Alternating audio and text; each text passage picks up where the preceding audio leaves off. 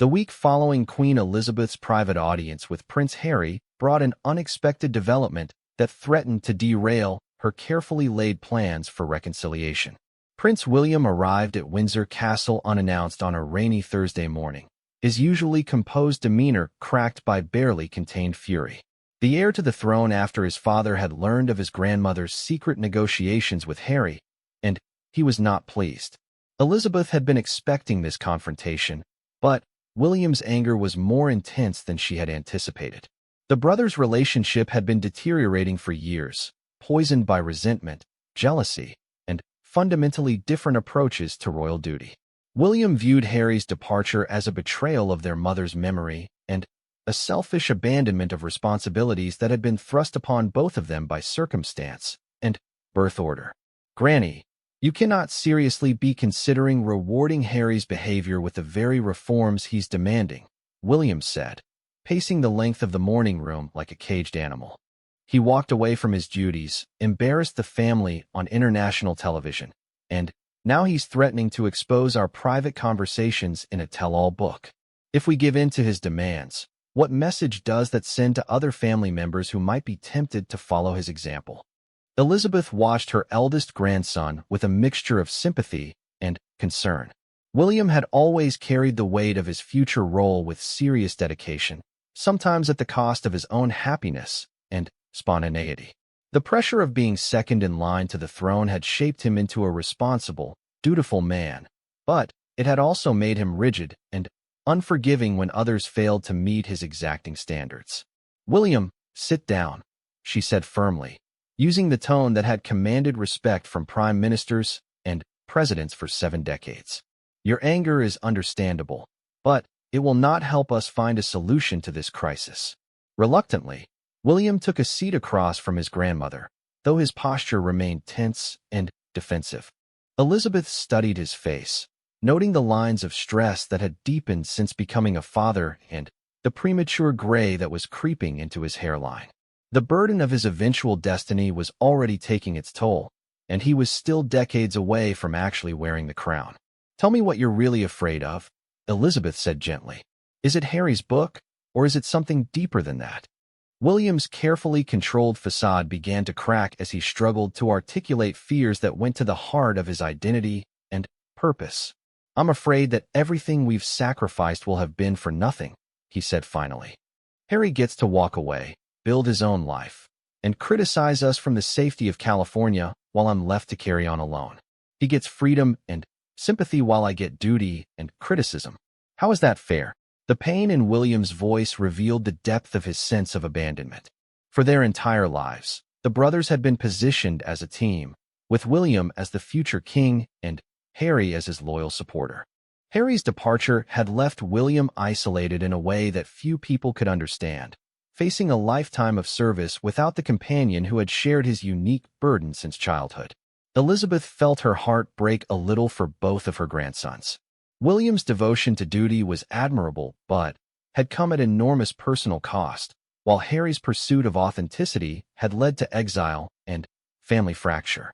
Both men were paying prices that no one should have to pay, caught in a system that demanded perfection while providing little support for human frailty.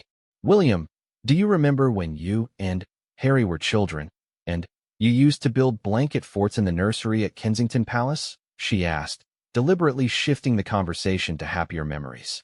A ghost of a smile crossed William's face. "We called them our secret kingdoms. Harry always insisted on being the rebel leader fighting against the evil empire, while I had to be the responsible prince trying to maintain order. Even then, you both understood your roles," Elizabeth observed. "But what if those roles don't have to be permanent? What if Harry's rebellion could actually strengthen the monarchy rather than weakening it?" William looked skeptical, but Elizabeth could see she had his attention. She spent the next hour explaining her vision for using Harry's criticism as a catalyst for positive change, describing how his experiences could help the royal family become more responsive to contemporary challenges and more supportive of its own members. "The monarchy has survived for over 1,000 years because it has adapted to changing circumstances," she explained.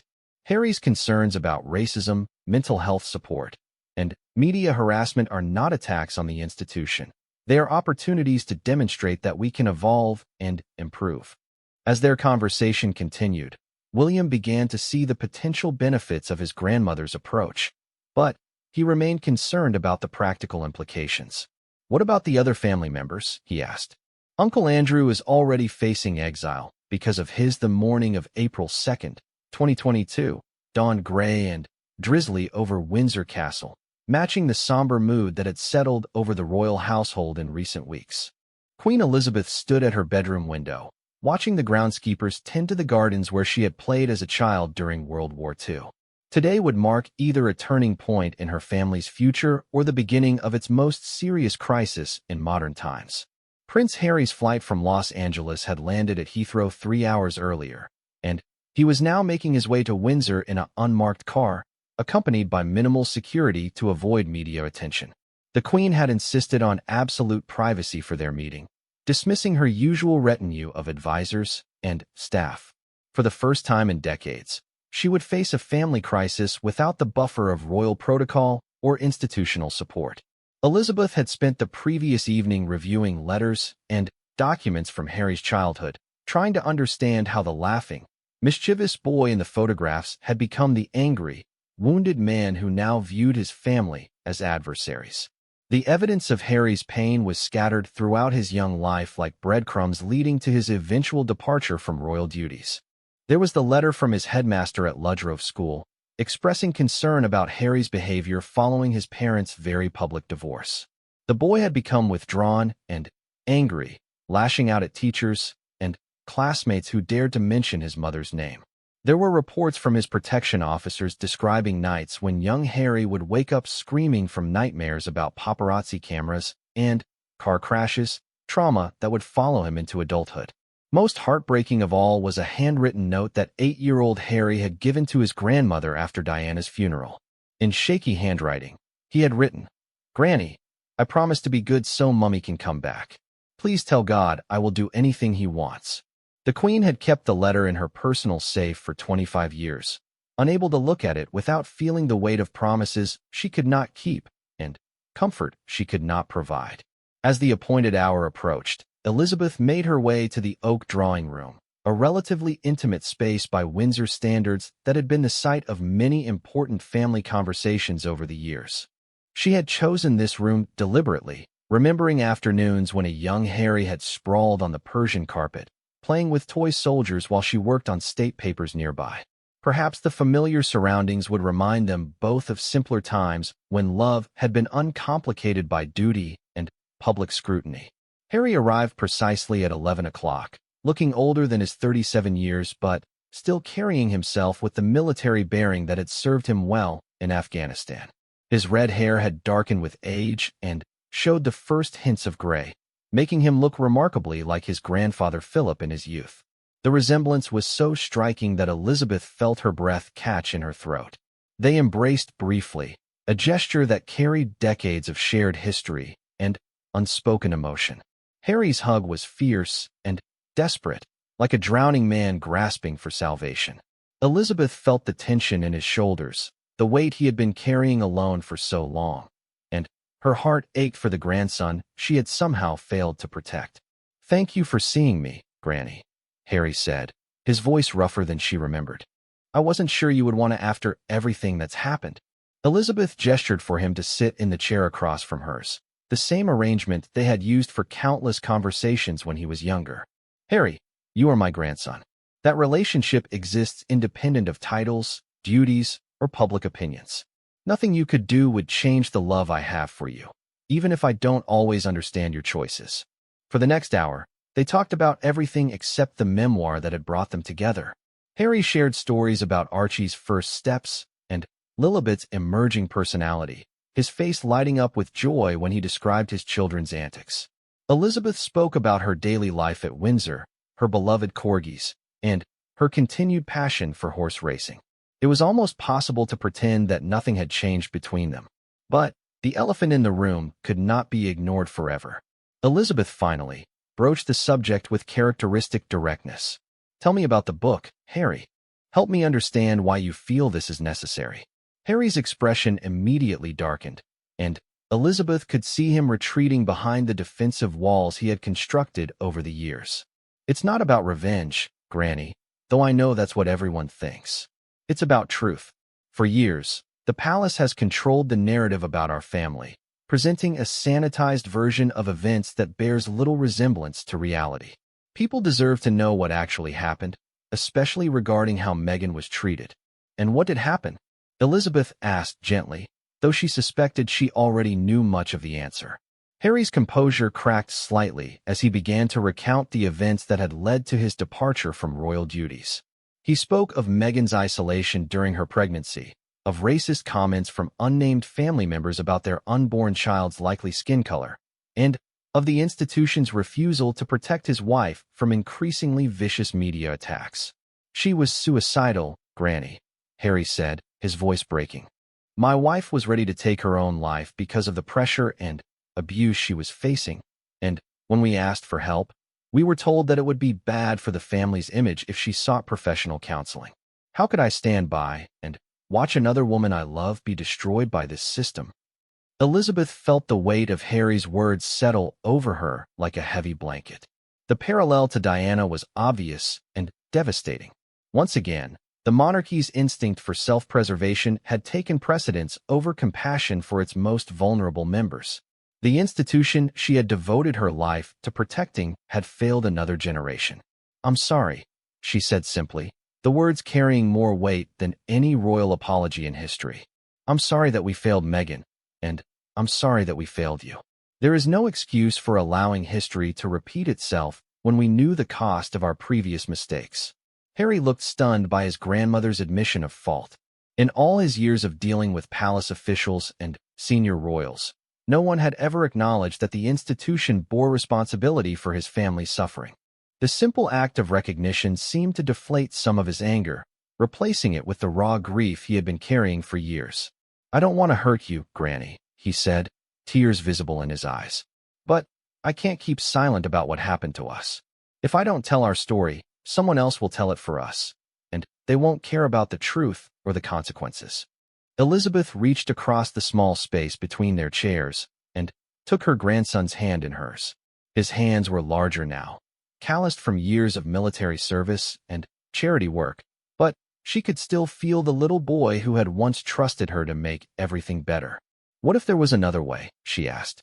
What if we could address your concerns without exposing every family secret to public scrutiny? What if we could use your experiences to make meaningful changes to how the monarchy operates? Harry studied her face, searching for signs of manipulation or false promises. What kind of changes? Elizabeth had spent weeks preparing for this moment, consulting with constitutional experts and progressive members of parliament about possibilities for modernizing royal institutions. We could establish new protocols for protecting royal spouses from media harassment. We could create roles within the royal family that allow for greater personal freedom while still serving the Commonwealth. We could acknowledge past mistakes publicly and commit to doing better in the future. And in return? Harry asked skeptically. In return, you would have input into these reforms.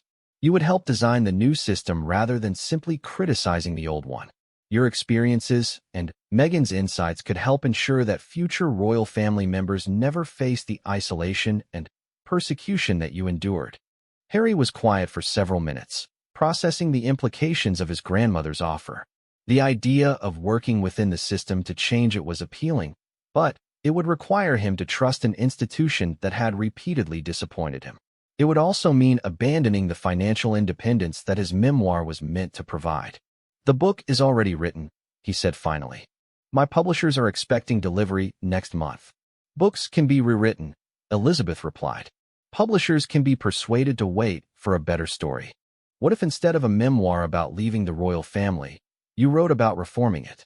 What if your book became a manifesto for positive change rather than a catalog of grievances? The suggestion was radical and risky for both of them. Harry would have to give up the cathartic satisfaction of publicly airing his family's failures, while Elizabeth would have to commit to reforms that would fundamentally alter how the monarchy operated. But it offered something that neither revenge nor exile could provide, a path forward that honored both family loyalty and the pursuit of justice. As their conversation continued into the afternoon, grandmother and grandson began to sketch out the possibilities for a new kind of royal service. They talked about Harry's passion for conservation and mental health advocacy, about ways to use royal platforms to address contemporary social issues, and about creating space within the monarchy for diverse voices and perspectives. Elizabeth found herself energized by Harry's vision for a more inclusive and responsive royal family. His years outside the traditional royal bubble had given him insights that could benefit the entire institution if they could find a way to channel his criticism into constructive change. But significant obstacles remained. Other family members would need to support the proposed reforms, Parliament would need to approve constitutional changes, and the British public would need to accept a monarchy that acknowledged its own fallibility. Most challenging of all, Harry would need to find a way to forgive his family for past failures while working with them to prevent future ones. As the sun began to set over Windsor Castle, Harry stood to leave, his expression thoughtful but not yet decided. "I need time to think about this, Granny. And I need to discuss it with Meghan. She's been hurt deeply by this family, and any decision about our future has to include her voice." Elizabeth nodded, understanding that Harry's loyalty to his wife was both his greatest strength and the factor most likely to complicate any reconciliation. "Of course. But, Harry, remember that families can change. People can grow. Institutions can learn from their mistakes if they're given the opportunity to do so." As her grandson walked toward the door, Elizabeth called out to him one more time. "Harry? That little boy who promised to be good so his mother could come back? He was already good enough. He always was." The door closed behind Harry, leaving Elizabeth alone with her thoughts and the weight of decisions that would reshape both her family and her monarchy. She had offered her grandson a chance at redemption, but she had also committed herself to changes that would challenge everything she had been taught about royal duty and tradition. The battle for Harry's soul had reached its turning point, but the outcome remained uncertain. Everything now depended on whether love could triumph over hurt, whether hope could overcome history, and whether a family torn apart by duty and tradition could find a way to heal itself before it was too late. 3 days after her decision to fight for Harry's return to the family fold, Queen Elizabeth found herself facing an unexpected visitor at Windsor Castle. Princess Anne arrived unannounced, her face bearing the stern expression that had earned her a reputation as the monarchy's most pragmatic member. As the only daughter and second child, and had always been fiercely protective of both the institution and her mother, making her one of the few people who could speak candidly to the Queen about family matters. The two women sat in the Queen's private sitting room, surrounded by photographs that chronicled decades of family celebrations and state occasions. Many of the images featured Harry at various stages of his life, from a chubby-cheeked toddler in his mother's arms to a proud soldier in his military uniform. The visual timeline served as a painful reminder of how much had changed and how much had been lost, and wasted no time with pleasantries. "Mother, you cannot seriously be considering negotiating with Harry," she said, her voice carrying the same no-nonsense tone she had used as a child when challenging her younger brothers. "The boy has made his choice. He's chosen celebrity over duty, California over Commonwealth, and Oprah over family loyalty. There comes a point where we must protect the institution from those who would damage it, even if they share our blood."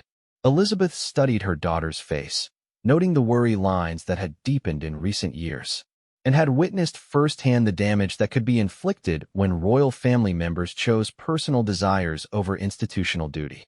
Her own marriage to Mark Phillips had ended in divorce, but she had handled the situation with discretion and dignity, never airing the family's private business in public forums.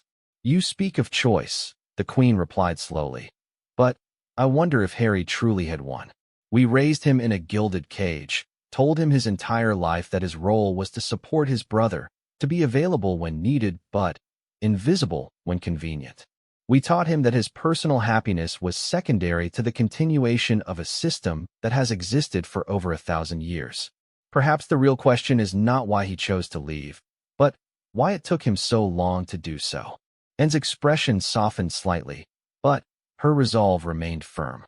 "Mother, you're allowing your heart to cloud your judgment. Harry's situation is not unique. Edward learned to find his place without destroying the monarchy. Andrew has faced his own challenges without writing tell-all books. Even I have had to sacrifice personal desires for the greater good. Why should Harry be different? The Queen's mind drifted to her younger son Andrew, whose association with Jeffrey Epstein had brought shame and scandal to the royal family. Despite the humiliation and public disgrace, Andrew had accepted his exile from public life with relatively little public complaint. Edward, too, had found his niche in arts and culture after his brief and unsuccessful foray into television production. But Harry's situation was different, complicated by factors that made direct comparisons impossible. Harry is different because he is Diana's son, Elizabeth said quietly, speaking a truth that had long been unacknowledged within palace walls. He carries her spirit, her passion for justice, and her inability to accept institutional hypocrisy. But he also carries her pain, her sense of betrayal, and her conviction that the monarchy failed her when she needed it most. If we lose Harry, we lose the last living connection to Diana's legacy, and I fear the public will never forgive us for that. The conversation was interrupted by the arrival of Sir Edward Young, who brought news that sent shockwaves through both women. Harry had been in secret communication with his father, Prince Charles, for several weeks. The calls had been arranged without the knowledge of Charles's staff and had covered topics ranging from family history to the future of the Commonwealth.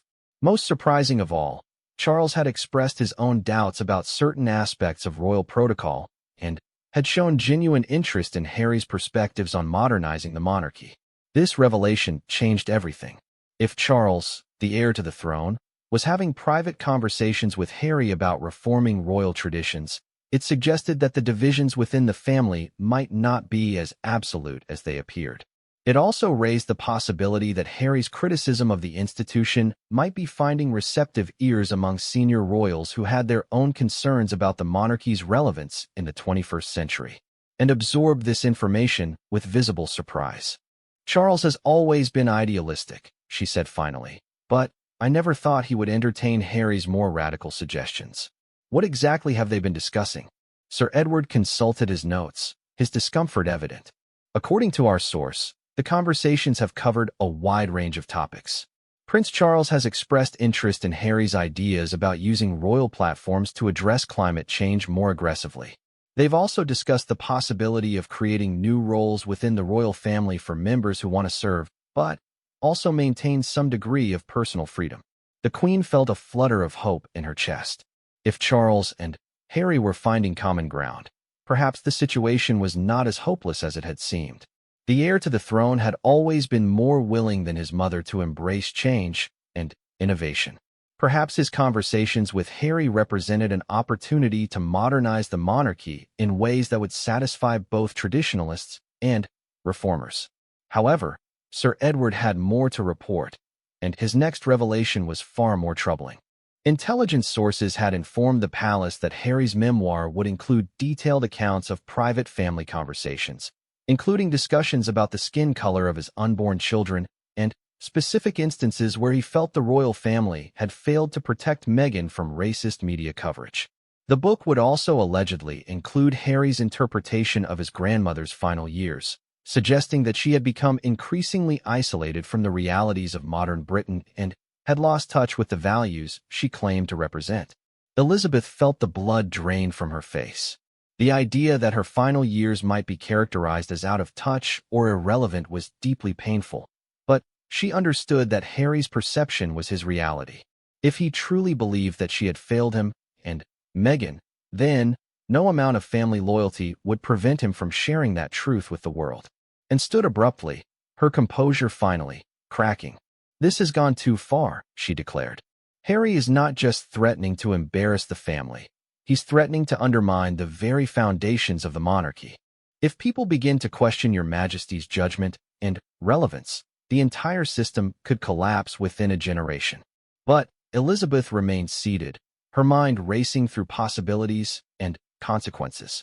The memoir represented an existential threat to the monarchy, but it also represented something else: Harry's desperate cry for acknowledgement and understanding. Every critical word he planned to write was rooted in pain that the family had failed to address.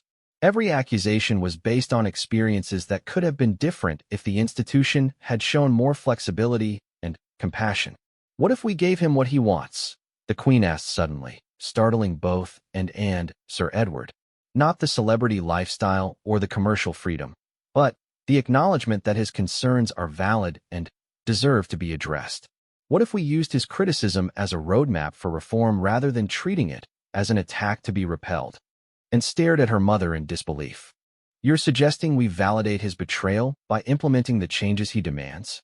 "I'm suggesting we consider the possibility that his betrayal, as you call it, might be motivated by love rather than malice," Elizabeth replied. "Harry has never wanted to destroy the monarchy. He has wanted to improve it. Perhaps the difference between destruction and renewal lies in how we choose to respond to his challenge." The room fell silent as the three occupants contemplated the implications of the Queen's words. The idea of using Harry's criticism as a catalyst for positive change was radical and risky, but it offered a path forward that did not require choosing between family loyalty and institutional preservation. Sir Edward cleared his throat nervously. "Your Majesty, if I may suggest, perhaps it would be beneficial to arrange a private meeting between yourself and Prince Harry before he finalizes his memoir. A face-to-face conversation might provide opportunities that phone calls cannot offer." Elizabeth nodded slowly, the seed of a plan beginning to form in her mind. She would invite Harry to Windsor Castle for a private audience, just the two of them, with no advisors, no protocols, and no hidden agendas.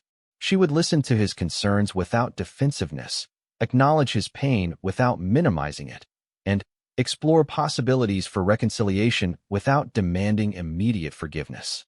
But first, she needed to understand exactly what Harry planned to reveal in his book and whether there was still time to address his concerns before they became permanent public record.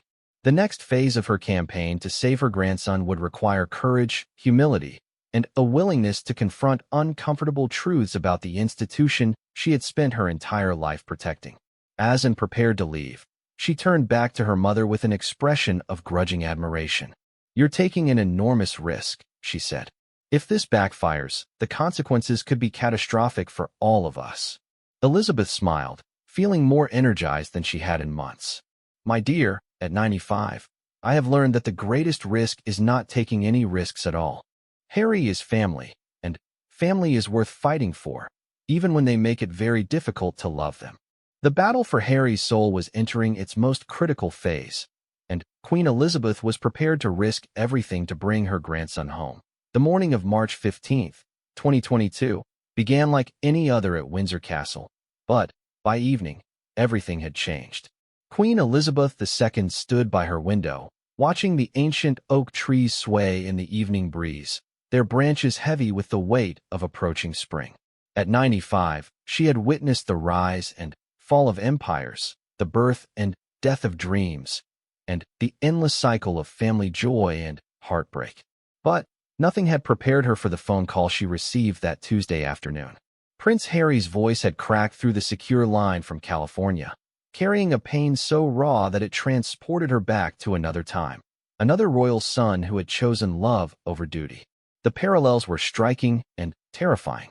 Her uncle David, who became Edward VIII, had abdicated the throne for Wallace Simpson in 1936, creating a constitutional crisis that nearly destroyed the monarchy. Now, nearly a century later, history seemed determined to repeat itself, but this time with her beloved grandson at the center of the storm.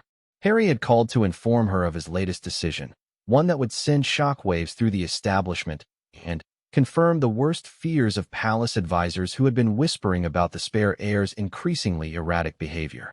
He was planning to release a tell-all memoir, a book that would expose the intimate details of royal life and settle scores with family members who had, in his view, failed him when he needed them most.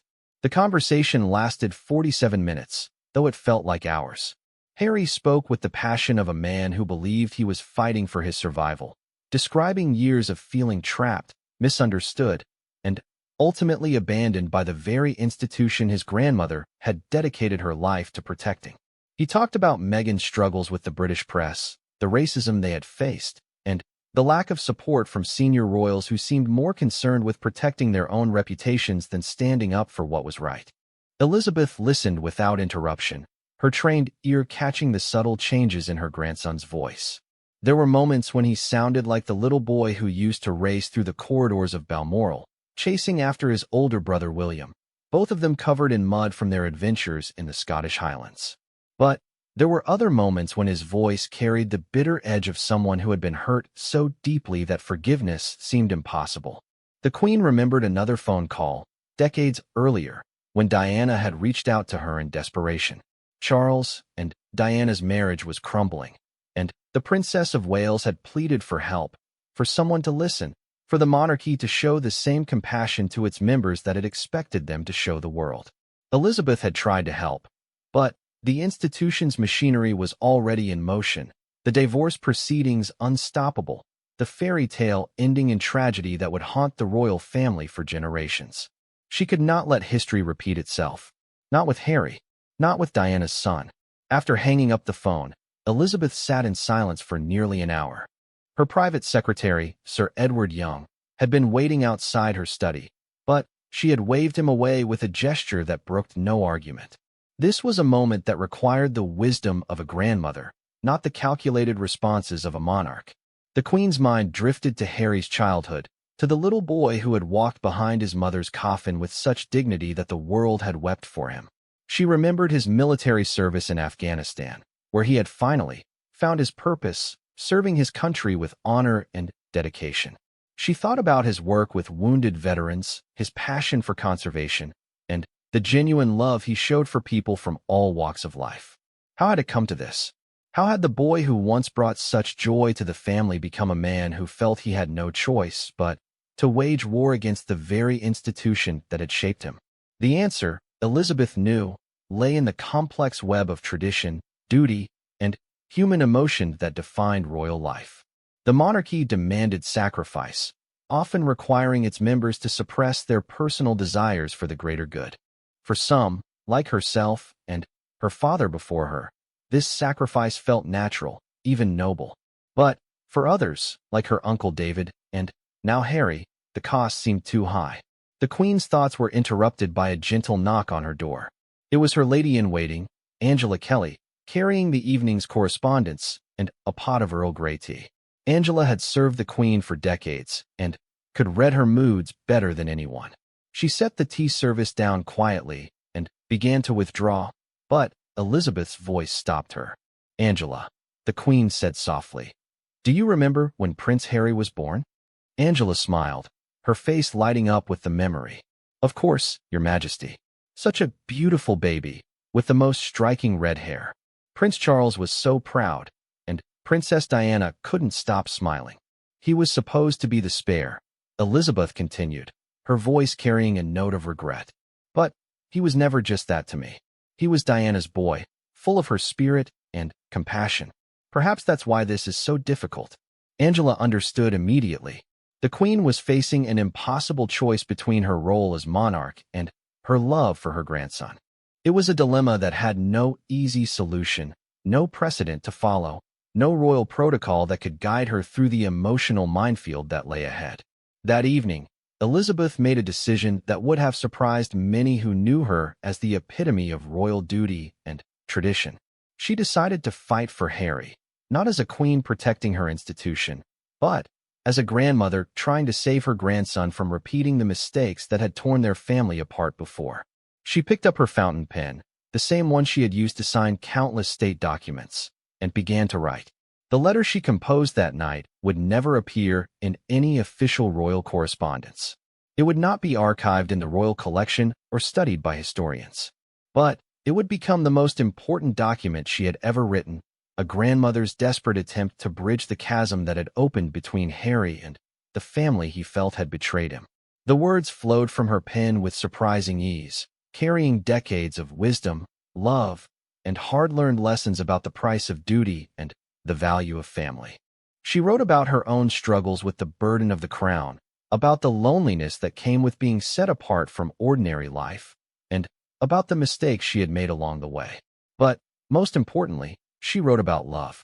The love she had for Harry, the love she had carried for Diana, and the love that had sustained her through 70 years of service to her people. It was a love that transcended tradition, protocol, and the rigid expectations of royal life. As she sealed the letter, Elizabeth felt a sense of peace she had not experienced in months. She did not know if her words would be enough to change Harry's mind, to heal the wounds that had been festering for years, or to prevent the family from fracturing beyond repair. But she knew she had to try. The next morning brought news that would test her resolve. Harry had scheduled a meeting with publishers in London, moving forward with his plans for the memoir despite their conversation. The palace was in crisis mode, with advisors scrambling to develop damage control strategies and senior royals demanding immediate action to stop what they saw as an unprecedented betrayal. But Elizabeth remained calm. She had made her choice, and now she had to trust that love, patience, and wisdom would prevail where threats and ultimatums had failed. The battle for Harry's soul was just beginning, and she was prepared to fight it with weapons the monarchy rarely used: honesty, vulnerability, and unconditional love. The stakes could not have been higher. If she succeeded, she might save both her grandson and the institution she had devoted her life to protecting. If she failed, the House of Windsor could face its greatest crisis since the abdication, with consequences that would echo through generations to come. As spring blossomed around Windsor Castle, Queen Elizabeth prepared for the most important negotiation of her reign, one that would determine not just the future of the monarchy, but the fate of a young man who had lost his way and needed to find his path home. Behind the golden gates of Buckingham Palace, in a room where centuries of royal decisions had been made, Queen Elizabeth II sat alone with a letter that would alter the course of her grandson's life forever.